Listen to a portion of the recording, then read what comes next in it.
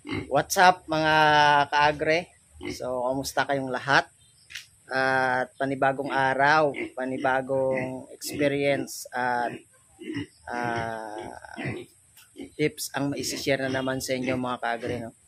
So, ito nga, update ko lang kayo. So, ilang araw ako hindi nakapag-update sa inyo, no, mga kaagre. At dahil nga sa sobrang busy talaga mga kaagre, ay kung bihira na ako update sa inyo, no, tungkol sa aking ginagawa dito sa aking babuyan, no. So update ko lang kayo sa aking mga biik at sa aking inahin, no, at sa aking barako mga kaagre. So ayun, makikita nyo mga kaagre ay isa-isa ko na silang linagay sa kanilang kulungan, no. So ayan, nung nakaraan ay di ba tatlo sila dito mga kaagre. Yung dalawa ay linipat ko na dito. So tigi-isa na sila. At yung nakaraan, yung aking barako ay nandito. So linipat ko na dito mga kaagre. Oh. So ito na yung ginawa ko mga ilang araw. Nag-live pa nga ako, no. So tinanggal ko yung parawing dito.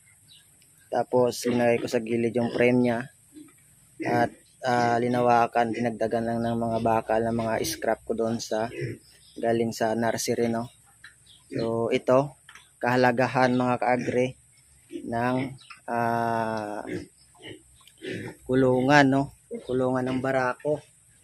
So ito yung kahalagahan ng kulungan ng barako. So dapat ay malawak yung kanyang kulungan. So hindi nung nakaraan na doon lang siya sa parawing, hindi siya makagalaw mga kaagre, no. So nung nakaraan nandito siya. So nakahiga lang tapos kakain. Yun lang yung ginagawa niya sa araw-araw. Pero dito, paglipat ko nung nakaraang araw ay so ang ganda na ng ano niya. Ang ganda na yung kanyang kulungan. So makaikot-ikot na siya mga kaagre, no. So ito lang yung kanyang dumi ay kalat-kalat. So kung saan lang siya makadumi kasi makaikot siya eh. So ito bilang kahalagahan ng kanyang kulungan ay kailangan ng barako na maluwag, no. So medyo masikip pa nga to pero kahit papano ay makagalaw siya ng maayos. So parang exercise niya rin sa katawan niya mga kaagre, no, sa kanyang paa. So pag ang barako kasi palagi nating ginagawa yung kanyang paa ay maka-exercise, no. So ayan, paano exercise sa kanyang paa, no. Mas maganda yung makagalaw yung paa niya. So kailangan kasi yan pag siya ay nagsasampa sa mga inahin ay yung kanyang paa o yung kanyang tuhod ay dapat malakas, no, sa pagsasampa sa mga inahin. So ito, update ko lang din mga kaagre yung mga biko. So coming na sila ay gagawin kong inahin, no. So kagandahan dito, makikita na mga kaagre sa kanilang katawan ay lumulobo na.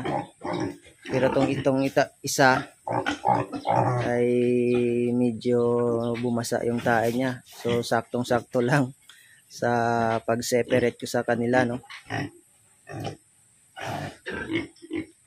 So yung edad pala nila mga kaagre, yung edad pala nila mga kaagre ay nasa 74 days na sila simula nung pagkapanganak, no. So okay na rin yung inahin. At ito pa yung isa, oh, kagre. So yung inahin naman, update lang. So yung pagbubuntis niya simula pagkasta hanggang ngayon ay nasa 39 days na, no, na kinastahan. So malaki na yung tiyan niya, mga kagre, oh. So dapat sa ngayon ay may side na siya na reheat ulit, no, kung sakaling hindi natin na pansin yung 21 days niya na nag-reheat siya. So ngayong ika-42 days niya, September 23, ay dapat ngayon ay mag-uumpisa na siya, no. So hindi siya hindi siya nagpakita ng sign na siya ay nag-reheat o magpakasta ulit. So ibig sabihin ay buntis yung inahin, no. So buntis na yung inahin ko, mga kaagre. Mag 42 days na siya sa September 23.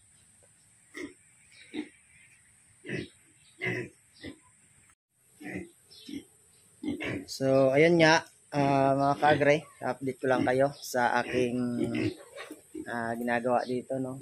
So mas maganda na yung separate sila isa-isa. Yun.